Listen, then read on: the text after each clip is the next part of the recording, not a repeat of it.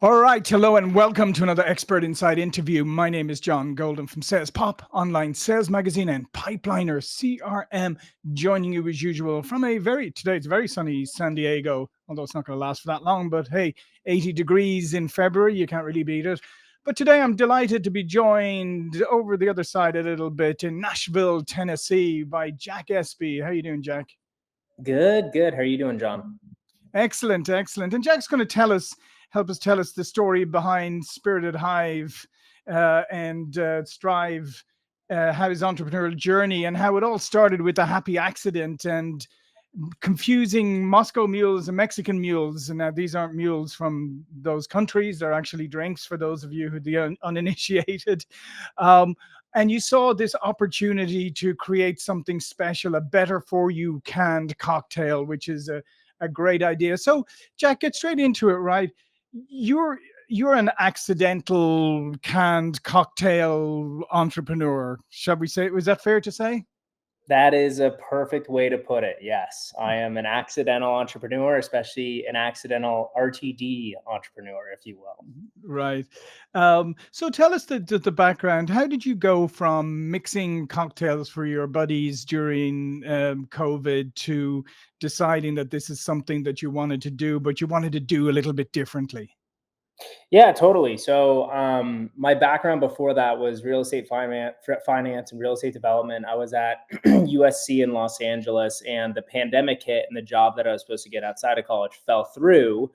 And to kind of fast forward through the story, I was making Moscow mules and Mexican mules for all my friends. They were my two favorite drinks, and I always thought that there was honey in Moscow mules and Mexican mules. And when my friends told me, they were like, Jack, these are really good drinks. You should can them.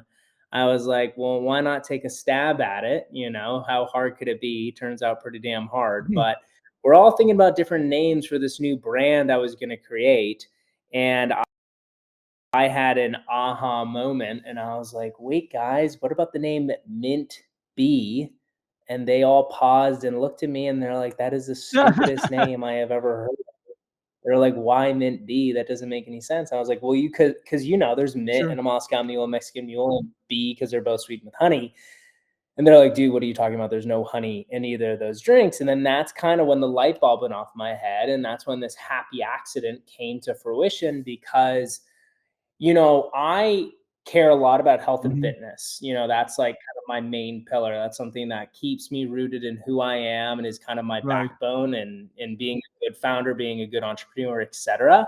But I was like, well, what if I took a different approach at the whole canned cocktail category and I made a better for you canned cocktail that was only sweetened with honey? Because a lot of these drinks at the time and even till today are all synthetically sweetened or using a bunch of cane sugar and just inorganic ingredients, et cetera, from like the sucralose, aspartame, et cetera, all those kind of things. So I wanted to make a better for you canned cocktail. And that was kind of the start to everything. Sorry. Don't worry. It's, So that was kind of the start to the whole yeah, story.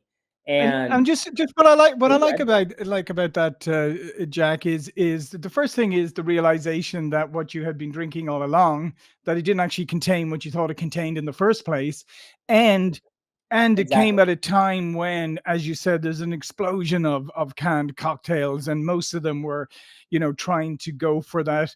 I guess the marketing strategy around was make them as much. It's almost like the energy drink competition, like make them look Mhm. flashy and appealing and colorful and all of this and sweeter and all of that kind of stuff. And that seemed to be where the red ocean was at that moment. Oh, totally. Yeah. And I kind of wanted to operate in the niche, Mhm, if you will. And you can still create a very, very successful brand and a very lucrative brand in the niche. And mhm, the thing that's so funny is that when I started Spirited Hive, the better for you can cocktail category did not exist. Like we pretty much created it because you think about better mhm. for you and you think about beverage alcohol, and those Yeah, go yeah, in yeah. two completely directions. But what's funny now is that there's a whole separate category that's opening up, and that is the better for you section. And the reason why that is because a lot of people in my age demographic are drinking less, but when they do drink, they want to drink something that is more focused on ingredients. And, they don't really care too much about Mhm. calories anymore. It's more or less what's inside the drink that matters to them. And we're perfectly primed for that at Spirited Yeah, Hive. and it's so interesting because it is very much a change. It's a change in the market, and as you said, your tribe, if you like, of people who still want to be able to enjoy themselves, still want to have some alcohol, but don't want all of the other stuff that goes with it. Unlike my generation, who didn't care. But anyway, actually, my generation, I wouldn't have drinking like cocktails in cans anyway, but it's tapping into that whole different market, and it's amazing that you can actually get people to connect health and wellness with still being able to drink alcohol. Oh, totally. I mean, I always tell people, everything's okay in moderation, and kind Mhm. of live in that balance, if you will, and like embrace the balance. I live the brand, Mhm. like I am Spirited Hive in a sense because I just got back from training for a marathon. I worked out this morning, but later this evening I'm going to go and crack open a couple of hives with my friends. So like, Mhm. and there's this kind of mentality today around social media where it's like an all or nothing Yes. mentality Yeah, yeah, around yeah. like, if you're into health and fitness, you can't drink. And if you Mhm. drink, like you're not into health and fitness. And that's like kind of getting over that barrier of just like, hey, everything is okay in moderation, in my opinion. Like even working out, if you work out too much or if you run too much, like that can Yep. be detrimental to your health. Same thing Yeah. with drinking. But as long as you find your center and come back to the middle, like that's what Spirited Yeah, and I Hive is think that's really a really about. good point because we've come to it's funny that we live in this world that is so it's almost so binary. You're either 100% this or you're Yep. 100% that, and there's nothing in between. And if you stray, 1 degree either way, then you're no longer belong in that camp. And and as you said, I mean, we've always known that balance is the best approach. Like balance is in nature, balance is in all the great philosophies and spiritualities are all based around some kind of balance, yin and yang, all of that. And so it just seems to run counter to that, where you become so dogmatic that you are so rigid in it something. Oh, yeah. I mean, you look with really Mhm. anything now. I mean, it's like when you go on social media, you're bombarded with all these videos of if you're not doing this, Yeah. then you're doing it wrong. Like if you're not waking up at 5 a.m., going to the gym 3 times a day, if you're not like, and it's just, and I think that's really what social media, and that's kind of my issue with Mhm. social media. I mean, there's so Mhm. many beautiful things with social media, especially being a founder, Right. being able to tell the story, being able to, there's also that negative wave of stuff that kind of also ruins your feed, Mhm. if Yeah. you will. But, you take everything with a grain of salt and you figure out, what is lined with your center. Mhm. And And you then, just so make how sure did you're you then build the community around yourself? Because it seems to me that, as you said, I mean, it's quite a noisy market. There's social media is very noisy. that. How did you manage to build your community around your product? Well, the interesting thing about Spirited Hive is that it's a company that was built for friends with Mhm. friends, so a sense of community, and that Hive community is at the core of the whole brand.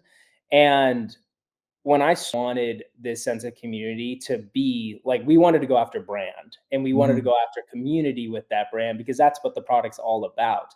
And what's interesting is a lot of the products in the space right now within the ready to drink category aren't doing that. But something that I really like about canned cocktails is at the end of the day, like it or not, alcohol brings people together. Mhm. And Mhm. that's what we want to do is utilize Hive as a way to bring people together to share moments with one another. And that could be, your close friends, your new friends, your old friends, really anyone that you like to spend time with, bringing them together to toast to a life that is, sweet with your Hive. So we've really baked that into everything behind the brand of Spirited Hive.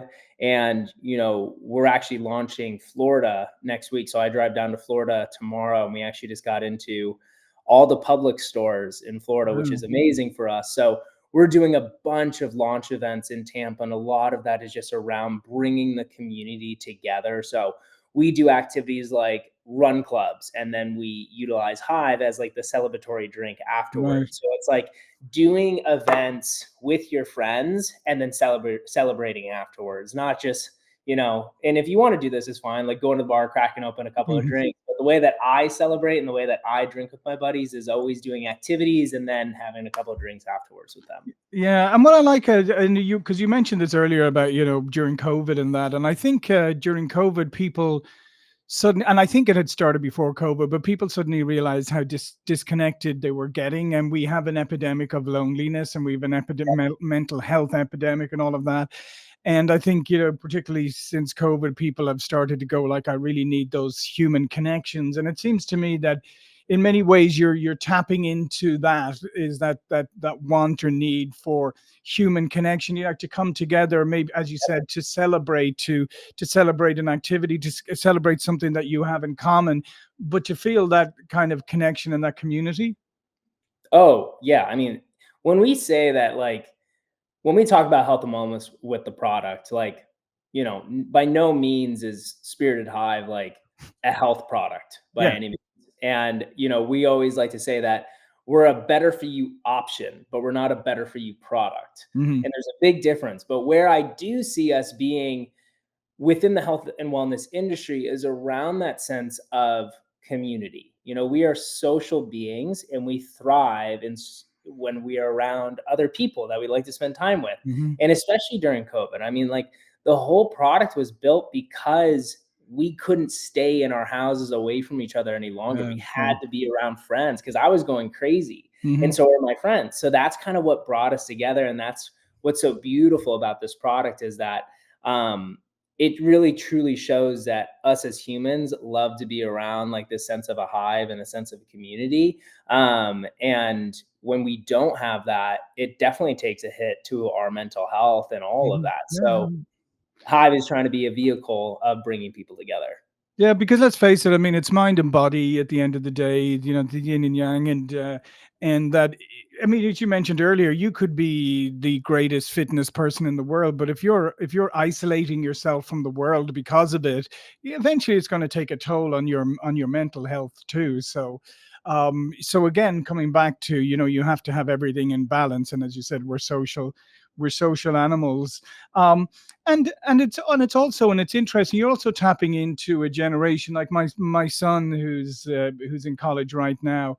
He very much into health and fitness, but unlike, say, my generation growing up, as you said, very much interested in what goes into everything. What are Yep. the ingredients, what are the, listens to people, researches and all of that. And but it's that quest for knowledge as well. They also, your generation, or your tribe, your hive, they really Mhm. want to know what about everything. They thirst for that knowledge.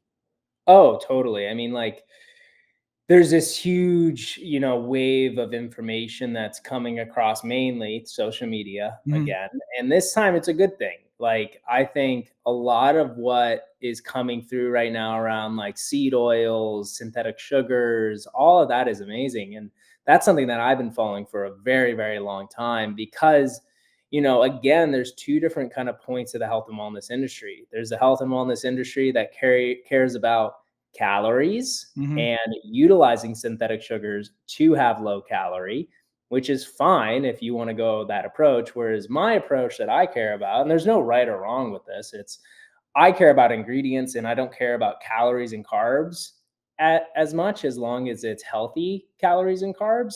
And that's kind of like the hive drinkers. Like, that's Mhm. what they care about, because I think when people think about drinking, there's this kind of misconception of, even if they care about health and fitness, like, once they're drinking, it doesn't matter. Like, everything goes out the window.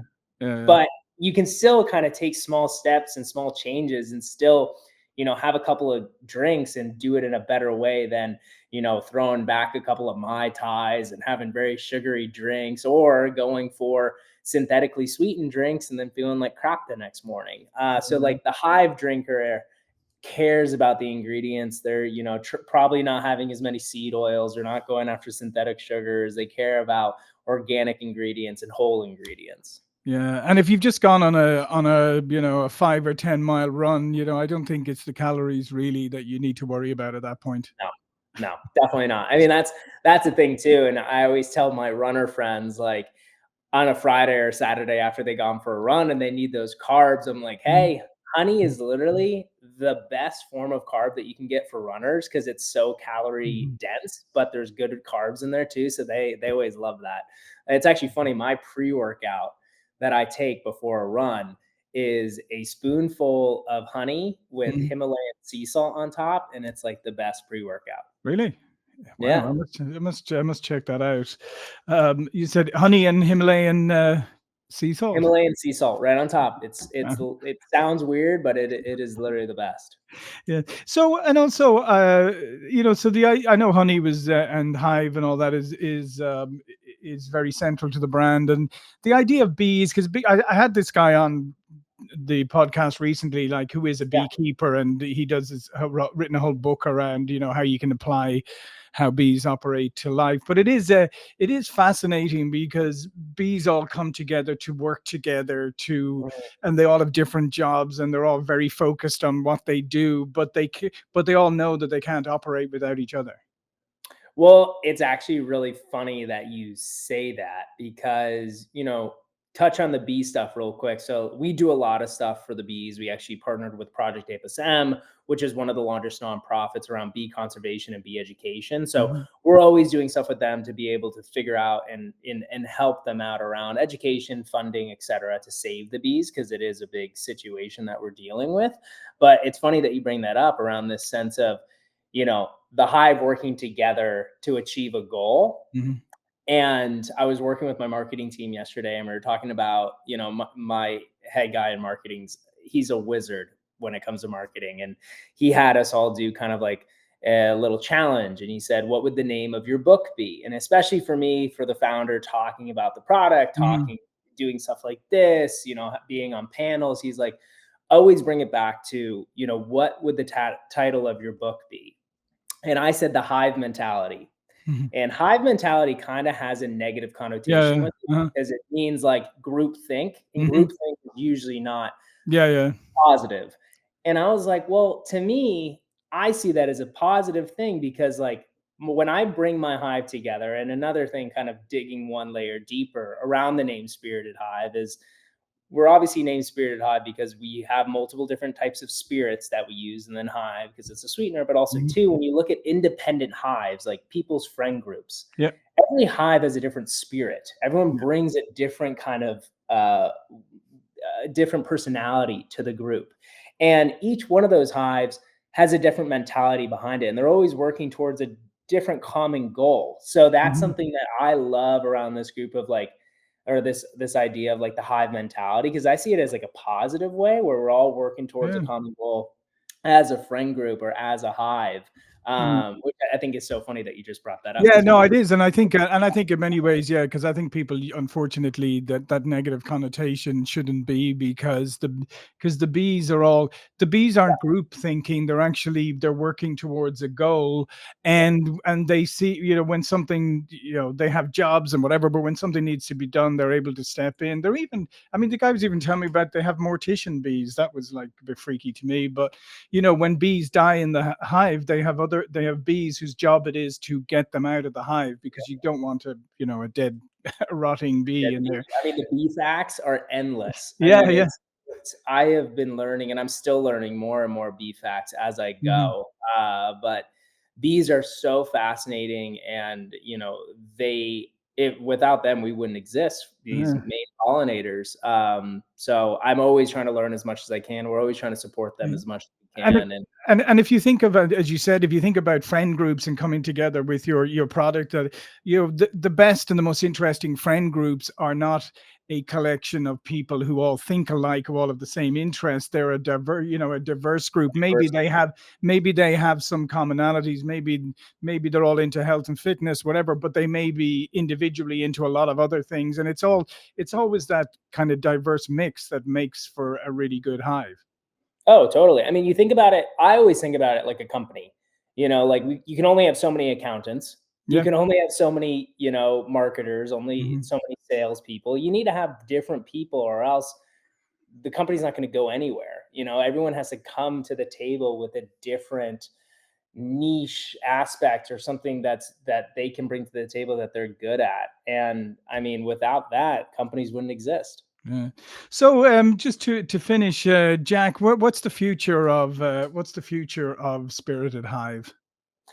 Yeah, so Spirited Hive, like I said, we just opened Publix, so Florida is going to be on our radar, and we're super excited about that launch over the next couple of weeks of March. And then we have Meyer launching in Michigan. So if you either live in Florida or Michigan, we're kicking off those states very soon. And then we have a new flavor launching this summer, which is a vodka iced tea and honey, which I am beyond excited about. So keep your eyes peeled for that over the next couple of months. Yeah, you need to do one for the winter, like for when people have colds. You need to do a hot one with honey. Oh, so we do have a bourbon. We have a bourbon that's seasonal, but maybe you could just heat it up. Yeah, there you go. Yeah. Well, listen, Jack, this all of Jack's information will be below this video. But before we go, just remind people again, where can they find out more about Spirited Hive? Yeah, so you can find out a lot about Spirited Hive at spiritedhive.com. You can follow us at Spirited Hive on Instagram. And if you have any questions for me around, entrepreneurship or founder questions or anything like that, you can follow me at Jack Espy on Instagram as well. Excellent. Well, listen, thanks again, Jack. Thank you for watching and listening, and I will see you all again very soon. Thank you.